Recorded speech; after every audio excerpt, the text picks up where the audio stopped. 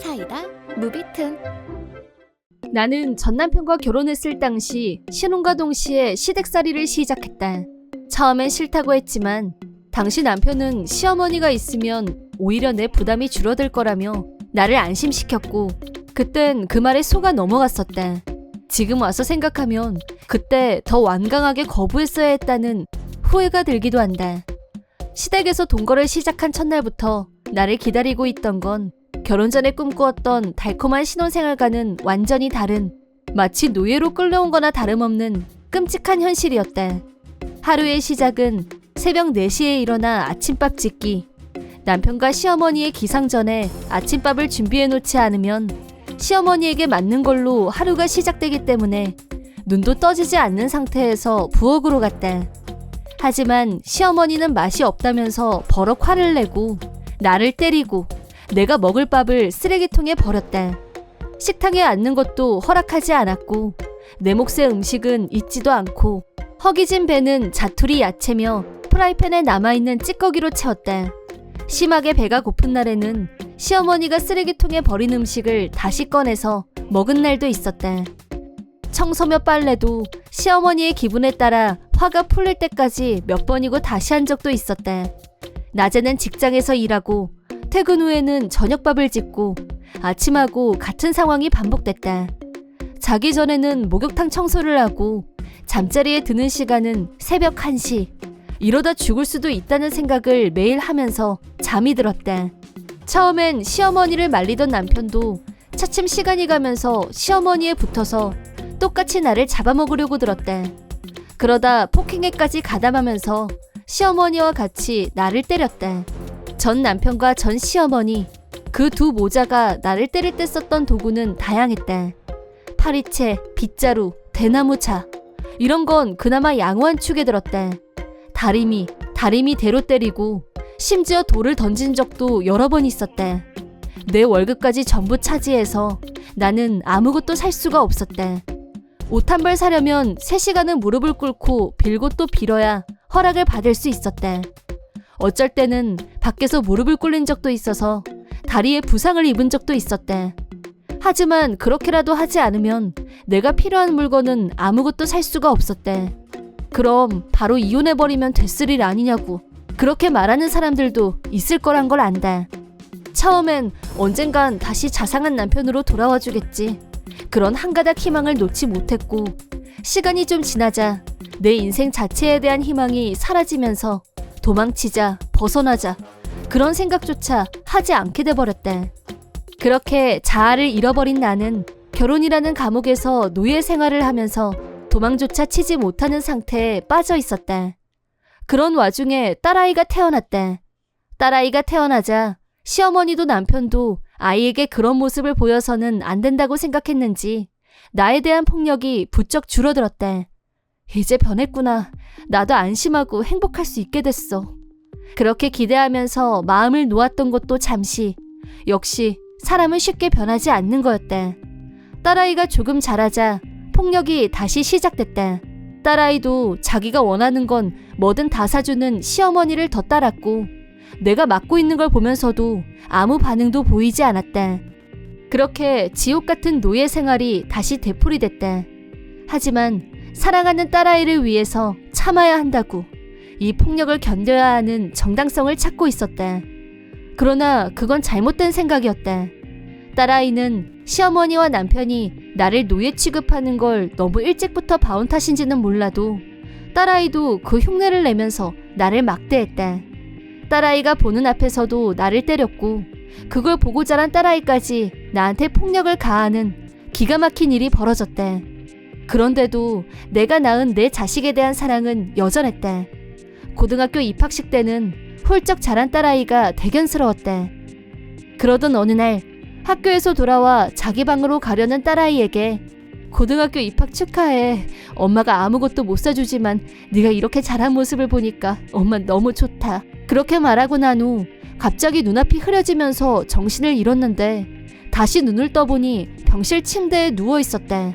일어나려고 하자 전신에 통증이 밀려왔고 목소리도 나오지 않았다.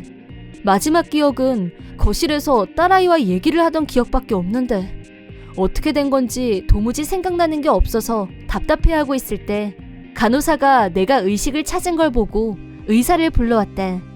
의사 말에 의하면 내가 계단에서 구른 후 전신에 심한 충격을 입고 실려왔다고 했다. 하지만 나는 발을 헛디딘 기억이 없었다. 이 상황이 너무 비현실적으로 느껴졌지만 의사는 우선은 안정을 취하는 것이 가장 중요하다고 강조했고 일단은 그 말에 따르기로 했다. 의사가 밖으로 나간 후 목소리도 제대로 나오지 않을 정도로 의식이 몽롱해지면서 잠이 쏟아졌는데 어렴풋이 철커덕하면서 문이 열리는 소리가 들렸다.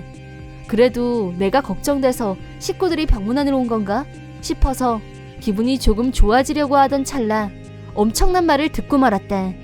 완전 세게 밀었는데 왜 안 죽고 아직도 살아있어? 세게 밀었다고? 판도라의 상자가 스스로 열린 듯한 이 불안감. 나는 미동도 못하고 자는 척을 하면서 눈을 감은 채 세 사람의 대화를 듣기만 했다. 목숨줄이 칠기네 칠겨.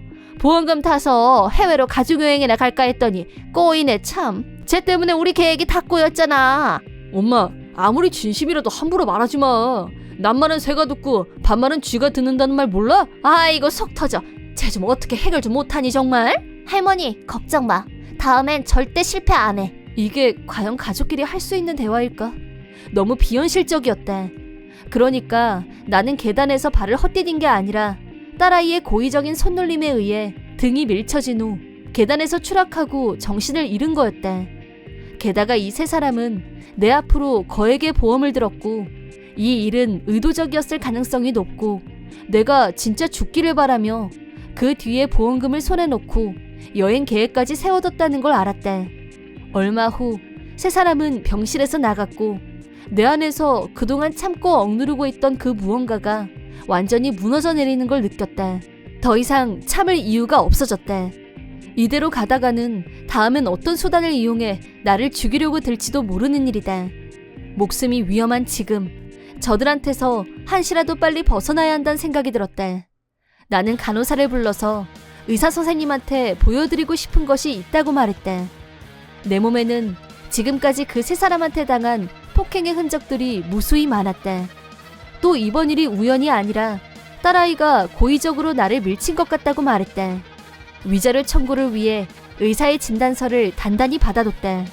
다음은 그 세 사람이 다시 병원에 오기 전에 퇴원을 서둘렀고 친구 집으로 피했다. 예상했던 대로 내가 말도 없이 퇴원한 사실을 알게 된 남편한테서 곧바로 연락이 왔다. 지금 어디야? 왜 멋대로 퇴원을 해? 당장 돌아와. 나 안 돌아가. 다음번엔 어떤 방법으로 날 죽이려고 할지 모르는데 내가 왜? 그러자 남편이 생각보다 훨씬 당황한 듯했다. 무슨 헛소리야. 누가 뭘 어쩐다고 그런 소리를 해. 오늘도 당신 보러 왔는데 퇴원했다고 해서 얼마나 놀란 줄 알아? 끝까지 오리발 내밀 생각인 것 같은데 나 다 들었어. 내 병실에서 당신들 셋이서 했던 얘기 전부. 그래서 내 결론은 당신하고 이혼할 거고 당신들 세 사람한테 위자료도 청구할 생각이야. 마침 입원도 하고 해서 진단서 끊어놨어. 의사가 내 몸의 상처들을 보더니 얼마나 일상적으로 폭력을 당해왔는지 명백하다고 하더라. 그러자 남편은 다 설명하겠다. 그건 그냥 농담으로 해본 말이다 라면서 변명을 했지만 그런 말이 먹힐 거라고 생각한 건가? 한심 그 잡채. 나를 밀어뜨린 장본인인 딸아이는 아직 미성년이라 형사처벌은 어려울 거고 그렇다면 지금까지의 행위에 대한 위자료라도 청구해야겠다는 생각이 들었다. 그리고 좀 있으면 그 세 사람이 생활비가 없어서 허덕일 거란 것도 예상하고 있었다. 왜냐하면 내 월급이 더 많았기 때문이다. 월급 통장은 이미 변경해뒀다.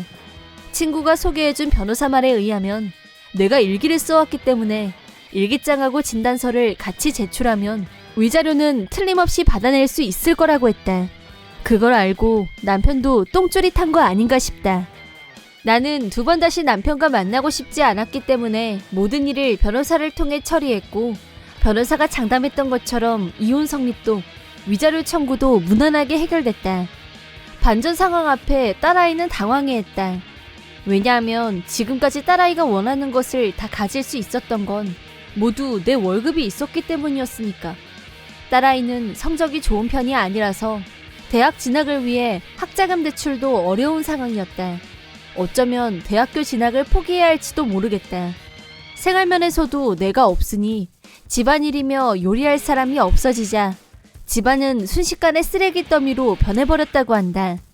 그런 상황이 소문이 나면서 딸아이는 학교에서 왕따가 됐고 결국 은둔형 외톨이가 돼버렸다고 한다.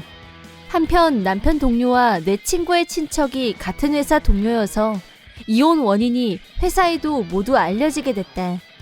자기 아내를 죽이려고 한 사람이라고 소문이 퍼지자 그런 사원을 회사에 그냥 두면 안 된다는 여론이 형성되면서 결국엔 해고를 당했다. 그러자 수중에 돈이 떨어졌고 내 위자료를 못 주는 상황이 되고 말았는데 재판소에 시댁집이 저당잡았고 그 집에서 마저 쫓겨나고 말았다.